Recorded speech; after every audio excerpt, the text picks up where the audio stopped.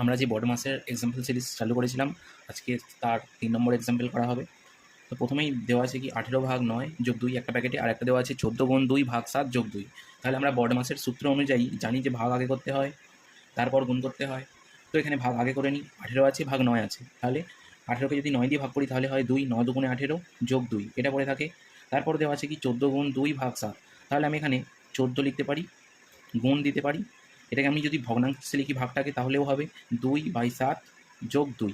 তাহলে এখানে 14টা কার সাথে গুণে আছে? উপরের সাথে। উপরে কত রয়েছে? 2, তাহলে 2টার সাথে গুণে রয়েছে 7, আর 14 কেটে যাবে, 7 2 × 14। তাহলে কত থাকে? 2 + 2 ব্র্যাকেটে 2 × 2 + 2। তাহলে 2 আর 2 যোগ করে দিলে কত হয়? 4 হয়। কিছু নেই মানে গুণ, প্রথমে গুণের কাজ আগে করতে হয়। তাহলে কত হয়? 2 × 4 + 2।